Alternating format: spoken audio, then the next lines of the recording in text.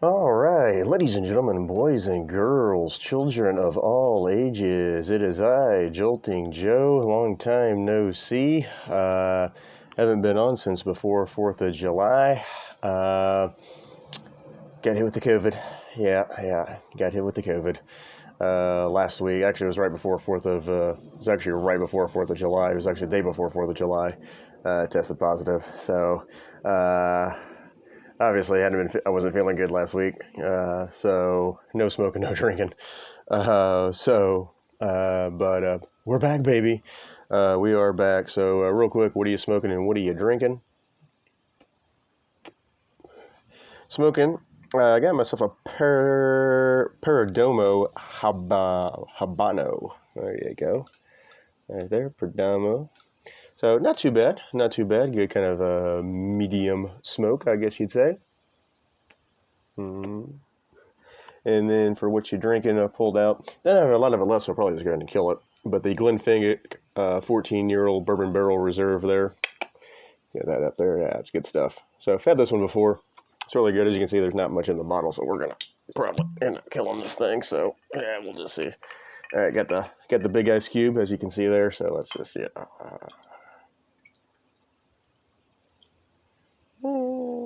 Yeah. Yeah, we'll kill it. So anyway, cheers. Man, that is good. That's a good whiskey. Let's see if I can top this motherfucker off. All right, well, we'll kill that here in a second. So, all right. Well, we're kind of in.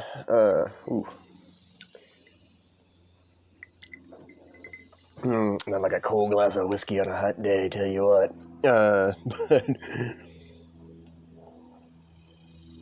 But tell you, we're kind of in the dog days of summer here, especially as it concerns sports, because obviously the NBA is done, the NHL is done, the NFL hasn't started yet. We got a little bit of news. We found out that Zach, was it Wilson? Yeah, from the guy from the Zach Young, whatever. Shit, what's that guy's name? Anyway, well, he's kind of a cougar mama or a cougar daddy, or likes him some cougars.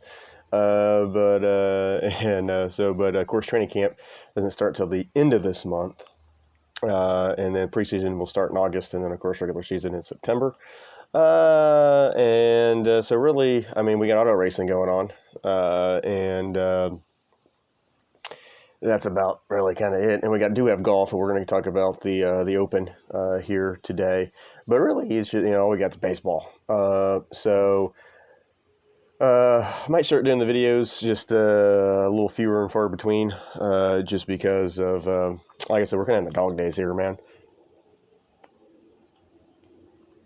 And unless this just turns completely into a sports show, I mean, into a baseball show, which it might for a few months. So we'll kind of see how that goes. Man, that's good. But yeah, I mean, so that's kind of all we got. I mean, it just kind of is what it is, if you know what I mean. So that's kind of what we got. Going on. So let me see. I'm trying to find some things here, but while I'm looking this up. But really, the big thing is of course, is golf, because starting Thursday. This will be I'm recording this on Tuesday, by the way. Today is what the hell is today? Today's the 12th already. I don't know where the hell fucking July went to. But anyway, let's see. Oh yeah, I mean, Heinz Field changed their name. That was kind of weird. To a company I can't fucking pronounce, but that's kind of what it is. But let's see. Let's go to the golf, because I don't know what the. Let me see if I can find the PG. Yeah, there we go. Because I don't know what the field is. So it's obviously. I don't know if they got the field on here or not with the odds. I mean, if ESPN does or not. But I might have to go to a betting site for that. But But the Open Championship, of course, is starts Sunday. It's going to start at the old course there at St. Andrews, which is the oldest golf course in the entire world. Uh,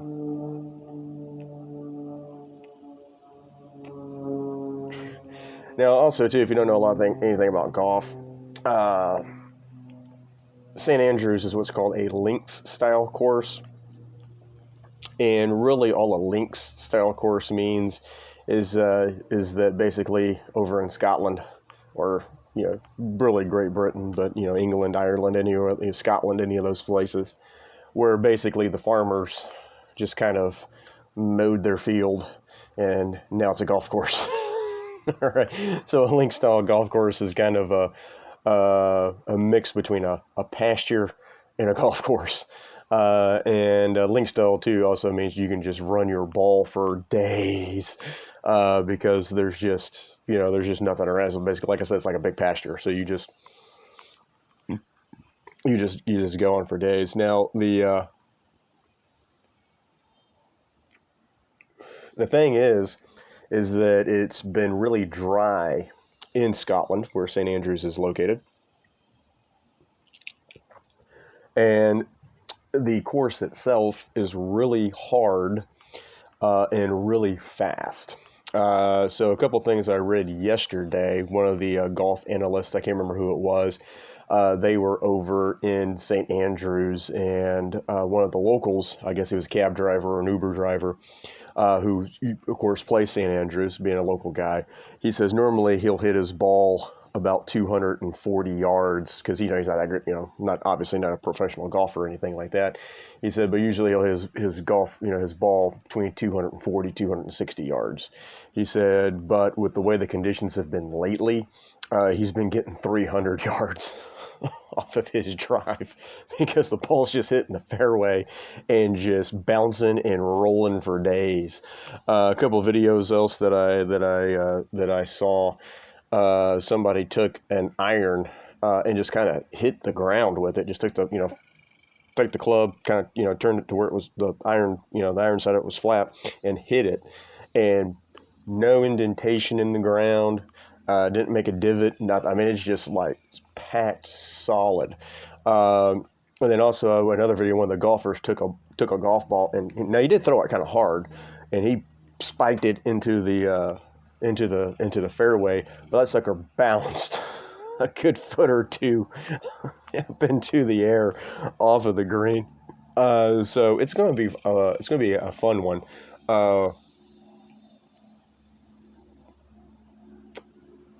I know Justin Thomas, his caddy Bones McKay, who a lot of you golf fans may know, used to be the caddy for Phil Mickelson. But Bones basically told Justin Thomas, yeah, let's kill that bad boy. I mean, we're talking about the Open Championship at St. Andrews. We had to drink fucking scotch, right? I mean, Jesus Christ. But anyway, yeah, it's just a big old fucking healthy. Yeah, that's a lot of whiskey, but hey, whatever, it's fine. So anywho, but it's basically like playing on a carpet right now, and I'm not talking about fluffy carpet. I'm talking about just when you go to do. When you're in a store or at the mall or whatever, it's that really, really just thin, hard carpet. If you're at a school or something like that, that really just hard carpet. It's basically what St. Andrews is playing like. So these guys, these are professional golfers. Obviously, they can bomb the hell out of these balls, 300 plus yards, 320, 340. But there's probably going to be some reachable par fours for Eagles just because of the simple fact that these balls are going to be rolling for days. Like if you can clear the bunkers, you're going to be fine. But anyway, getting back to Justin Thomas, Bones McKay, he told Justin, he's like, ditch your 3-wood because you're not going to be able to hit it because the ground's so hard. Now, according to Butch Herman, who was Tiger Woods' swing coach, he says that the hardest thing to hit is a 3-wood off the turf, off the fairway, and not a lot of people can do it. And but even the professional golfers, will, it's even difficult for them. Butch Harmon says that's the hardest thing to hit. So, but imagine trying to hit, a 3-wood basically off of carpet. That's how hard the turf is right now. And so he told Justin Thomas to put in 2 lob wedges. All right. For you non-golf people, you got your pitching wedge, which is usually about 46 or 48 degrees. Then you have your sand wedge, which is usually 50 or 52 degrees. Then you have your gap wedge, which is your in between wedge between your sand wedge and your pitching wedge. So your gap wedge, excuse me, I screwed that up. So your gap wedge is actually is usually 50 or 52. I'm sorry, and then your sand wedge is 54, 54, 56, 58, somewhere in that kind of neighborhood. Usually about 56. So if you're just a standard regular old golfer, you're probably using a 48-degree pitching wedge, a 50-degree gap wedge, and then you're probably using a 56-degree sand wedge. And then your lobber, it can be 58 degrees or it can be 60, it can be 62, but usually around 60. So it's about a 60-degree wedge, but it's to give you loft. And basically, Bones told Justin Thomas, he's like, yeah, ditch your 3-wood. You ain't going to be able to hit it. You might not even need the damn thing. And then, but because the ball's going to be rolling somewhere, there's probably going to be a lot of play around the greens. And as a result of that, he was like, get a lob wedge with low bounce to get out of bunkers, and then use a lob wedge around the green with high bounce, just because you're going to be able to just lob these things, and of course the ball's going to go up high and then hit, but it's going to bounce. And so that's kind of what his suggestion was. There's also some rumors that this might be Tiger Woods' last tournament. Actually, he might actually retire after this one, just because of the leg and everything. But it would be I would say that it would be a good tournament for Tiger to go out on, because one, it's the old course at St. Andrews. It's the oldest golf course in the world. Of course, Tiger's won at St. Andrews before. And then second of all, it's the 150th anniversary of the Open Championship, and it's at St. Andrews. And so it would be kind of fitting for Tiger to kind of go out that way. Of course, with the legs and everything, so we'll see how he does. But this could be, and apparently too, there's not a lot of wind at St. Andrews right now, because usually that wind's a whipping, and usually when the wind's whipping, that's when St. Andrews becomes really difficult. But there's not a lot of wind. It's hard, it's fast, and so we're probably going to see some low scores. It might be a low scoring championship. I mean, this. The champion might be like 18 under. I mean, it can get, if you can read the greens and, not kill it.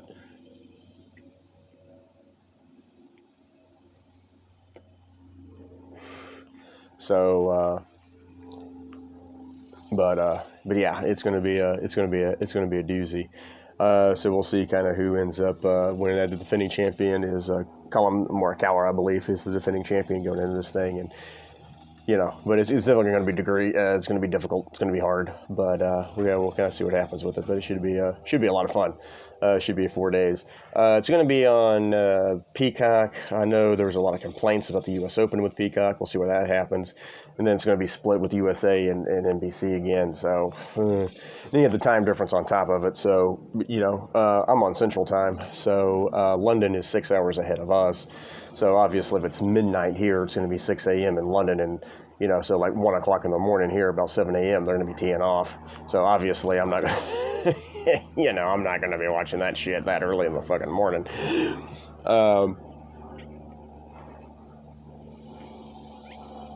But we'll see. It should be a good fun tournament. So that's kind of the big thing, this week. Let's see.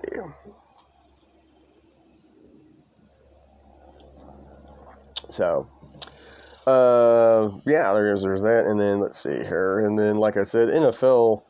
There's really not much going on. Oh, I guess the NBA just real quick. Kevin Durant looks like he wants out of Brooklyn. Uh, Unfortunately, Kyrie just re-upped with Brooklyn. Looks like everybody's trying to get the hell out of Brooklyn um, at this point. So Durant's not real happy at this moment. Um, And then, so that's kind of it. The hockey had their draft. I don't know if anybody watched this hockey thing. But yeah, Zach Wilson, that's the dude's name. But yeah, that was the Zach Wilson, of course, that was the latest thing that came out in the NFL was that, his ex-girlfriend, she's dating a guy that's on the Commanders, but also went to BYU and was on the team with Zach Wilson. And so she got accused of bro hopping. And she's like, well, yeah, but Zach, like, banged his mom's friend. So talk about bro hopping.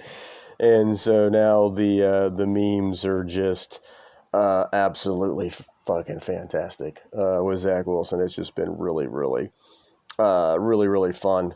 But NFL memes had a good one too, and it said people acting shocked by this Zach Wilson news, but this dude took not one, but two college cheerleaders to his high school prom.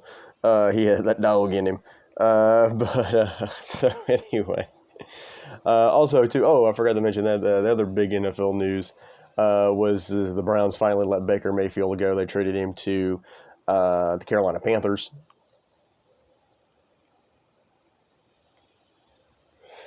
Which I think that might be actually a good spot for Baker. I mean, obviously Darnold's there, but Darnold's not going to get the starting job if Baker's there. If Baker's healthy, he should be okay. Um, the Browns just got a fifth-round pick for him, and it's a conditional pick on top of it.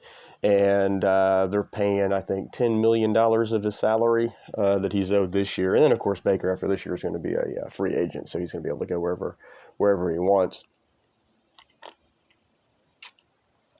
We're still waiting to hear back on Deshaun and what's going to happen with that.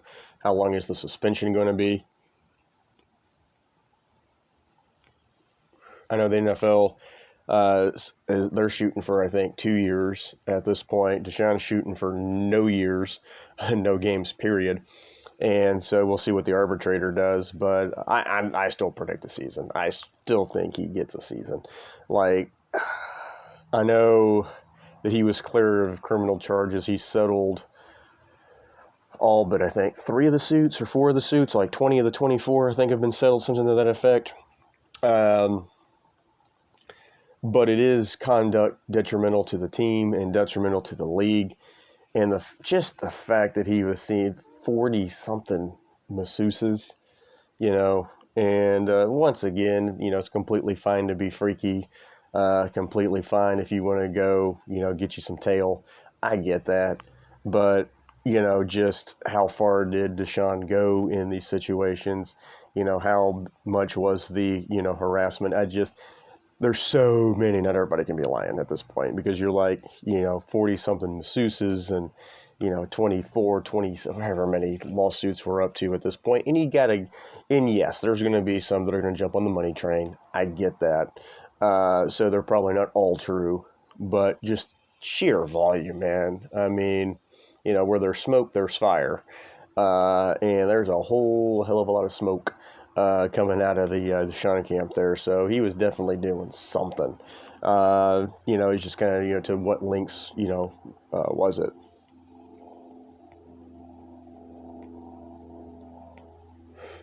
And now it's kind of come out. The Texans have been sued in this too. What did the Texans know and when did they know it? How much did the Texans know? Should they have been able to present it? But it is kind of weird, though, because they did give him a massage table. They did put him up in a hotel room. And then he's getting NDAs from staff. So like I said, he was definitely putting himself, at the very least, putting himself in a very vulnerable position. But, I mean, how hard is it just to be like, to hit, unless he's just got a fucked up kink, and this would be a fucked up kink, of trying to get the girl and seeing how far he can kind of push the line, that's fucked up. Uh, but if he just wanted to get some tail, wanted to get some action, like fucking how hard is it is just to be like, hey, you wanna give me a massage, wink wink, nudge nudge, say no more, type situation. And then if they were like, hey, no, I don't feel comfortable doing it, whatever, and then you just ask the next one, and then you never meet, you never do anything, you don't harass anybody.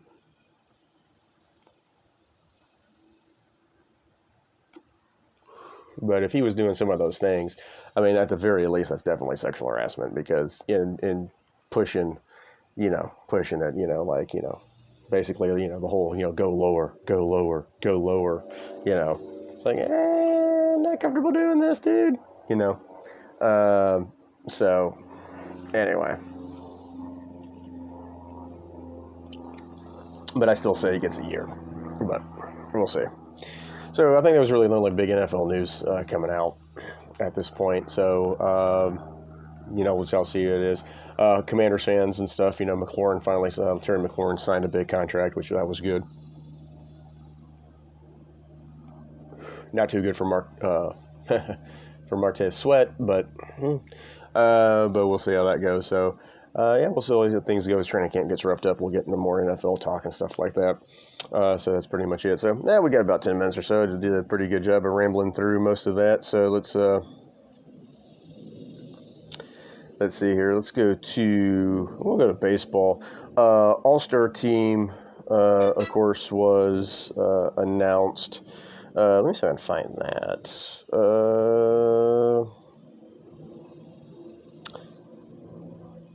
The Dodger Stadium workers are threatening to strike before the All-Star game. That's kind of fun. Let's see here.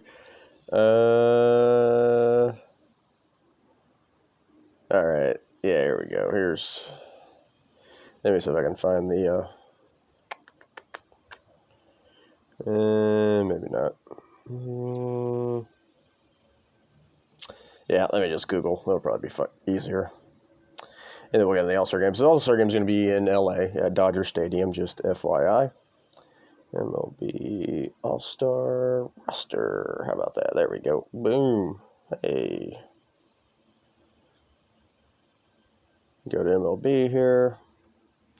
And we'll go through this too. Also, too, the uniforms look kind of sweet this year, to be completely honest, because usually baseball is the only sport.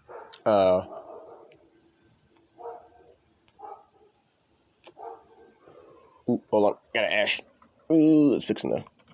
Yeah, I think that was fixing the break off. That was pretty good. That was a good ash. So that's a good tight roll right there.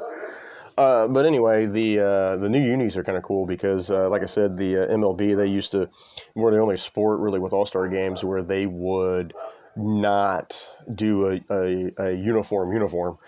Basically, if you were so All-Star games in a National League park, so the American League being the visitors, they would just be in their road grays. And then the National League would be in their home whites, is the way it usually worked. But now they did the white. They're doing the whites and the grays, but it's kind of cool because all the hats are now uniform. So they're all black hats with gold trim. So, for instance, the Astros, since I'm wearing an Astro hat here, so for the Astros, it's going to be a black hat, but with the H and the star logo in it. And then, of course, if you're a Dodger, it's just going to be the LA. If you're a Cleveland Guardian, the C. If you're the Atlanta Brave with the with the logo of the team basically on there, and then the jerseys once again are going to be white and gray, but then they're going to have gold lettering with the team name on there, so it's going to still say like Braves with the tomahawk on it, but it's all gold. And so I think that's going to be kind of cool. And then the American League too, instead of having just the city name on there like you do in your road grays, where it just says New York or Houston or Cleveland or whatever, it's going to be it's going to say your team name. So you'll have the Astros with the with their font. You're going to have the Braves, like I said, with the tomahawk on it. You're going to have the the classic Dodgers with them. The Yankees, same kind of deal. The Cubs will be the the C. But it's going to be all gold. So actually, the uniforms are pretty tight. I like them.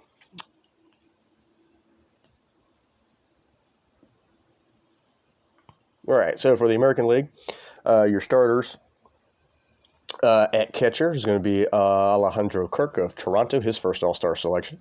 Also from Toronto at first base, Vlad Guerrero Jr. Second base, Jose Altuve, who got the fan vote. So I think people, are they over the 2017, or they just realized that Altuve didn't cheat?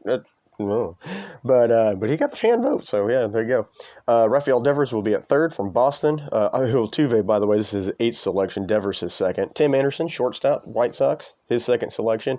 And out in the outfield will be Mike Trout, his 10th selection. Aaron Judge, his fourth selection. Giancarlo Stanton, his fifth selection, and then DH will be Shohei Ohtani for his second selection. The only kind of really snub there was Yordan Alvarez, who just has better numbers than both those guys. But he is going to be on the team. National League starters, Wilson Contreras will be catching Cubs, his third All-Star appearance. And then Paul Goldschmidt for the Cardinals will be at first, his seventh selection. Chaz Chisholm Jr. of Miami, his first selection, he'll be at second. Third base, Manny Machado, his sixth selection. Trey Turner of the Dodgers will be at shortstop, his second selection. Ronnie Acuna Jr. for Atlanta. In the outfield, his third selection. Mookie Betts, his sixth selection. Jock Peterson, his second selection. And then Bryce Harper, of course, is out with the injury. So Wilson Contreras is going to take his place, or William Contreras is going to take his place. But Bryce Harper got the fan vote because he got hit by a pitch and broke his thumb. All right. And then let's see. Pitchers, American League.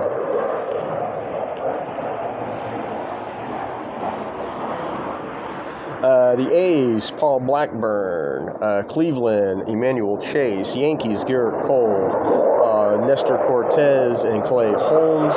Baltimore, Jorge Lopez. You got a plane flying overhead. Alex Manoah for Toronto, Shane McClellan for Tampa, Shohei Ohtani is a DH. I don't know why. I get it. He's a two-way player, but for the All-Star game, just whatever. But he's on there both. Martin Perez for Texas, Gregory Santo for Detroit, Framber Valdez for Houston, and of course Justin Verlander coming off of Tommy John surgery, having an amazing freaking year as well. So those are your American League. National League, Sandy Alcantara of Miami, David Bedard of Milwaukee, Luis Castillo, Cincinnati, Edwin Diaz of the Mets, Max Fried of Atlanta, Tony Gonzalez of the Dodgers, Josh Hader of Milwaukee, Ryan Helsley, St. Louis, Kershaw, Dodgers, Joe Mantplay of Arizona, and Joe Musgrove of San Diego. So those are yours. Reserves here for the American League at catcher, Jose Trevino. And then for the National League, Travis DeArnett of Atlanta. Infielders for the American League, Luis Orantes of Minnesota. Xander Bogaerts of Boston. Miguel Cabrera, special selection for him. Andrew Jimenez and Jose Ramirez of Cleveland. Both of those guys are from Cleveland. National League, Pete Alonso from the Mets, Nolan Arenado from St. Louis, C.J. Cron from Colorado, Jeff McNeil, the Mets, Albert Pujols, probably his last season, and then Danston Swanson of Atlanta there. Outfielders, American League, Andrew Benintendi, Kansas City, Byron Buxton, Minnesota, Julio Rodriguez, Seattle, George Springer, Toronto, Kyle Tucker of the Astros. National League, Ian Happ of the Cubs, Sterling Marte of the Mets, Kyle Schwarber of the Phillies, Juan Soto of the Nationals, and then designated hitter, of course, American League, Yordan Alvarez, who is on the IL and will eventually be replaced. The interesting thing about the American League pitchers, I think there's only 3 relievers. Everybody else is starters. So that's kind of weird. But, yeah, well, it is what it is, I guess. All right, so your All-Stars. So those are your All-Stars. All right, and the All-Star break's coming up after this weekend. So Monday will be the Home Run Derby. Tuesday will be the game. No baseball Wednesday. And then the Yankees and the Astros are going to play a freaking doubleheader on Thursday. So there you go with that. And then just real quick, since we're kind of running out of time here, give you the standings real quick, getting close to the All-Star break. Of course, the Yankees are running away with the East. They got a 14.5 game lead over Boston, followed by Tampa, Toronto, and Baltimore. In the Central, the Twins have a 3.5 game lead over Cleveland, followed by the White Sox, Tigers, and Royals. In the West, Houston's running away with that one. They got a 12 game lead over Seattle, and then Texas, Anaheim, and Oakland. Or the Angels, Anaheim, whatever the fuck you want to call them. National League Mets, 2.5 game lead over Atlanta, followed by the Phillies, Marlins, and Nationals. Central, Milwaukee with a 2 game lead over St. Louis, followed by Pittsburgh, Chicago, and Cincinnati. That's basically a 2-team race at this point, Milwaukee and St. Louis. And then out west, you got the Dodgers with a 7.5 game lead over the Padres, followed by the Giants, Cardinals, and Rockies. If the playoffs were to start today in the American League, the 3 wild cards, I believe, would be Boston, Tampa, and Toronto. Actually, Seattle's in there. Seattle's got a 5-17. Actually, so you got a tie right now between Seattle and Toronto for that last wild card spot. And then in the National League, it would be Atlanta, St. Louis, and San Diego as of right now. So there you go. So we get close to the All-Star break here, but we are halfway through the season. Most teams are. So there you go. All right. Good talking to y'all after over a week and haven't had the vid. So, but cheers, everybody.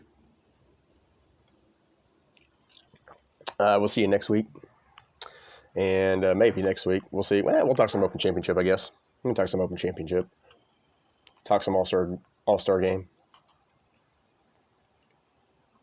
Talk some home run derby. So, all right. Once again, cheers, everybody. Take it easy. Have a good week. We'll see you next time. And remember, on Twitter, at JJ Sports Show 63. That's at JJ Sports Show 63. Talk to you later. All right, y'all. Have a good one. And 2, 1.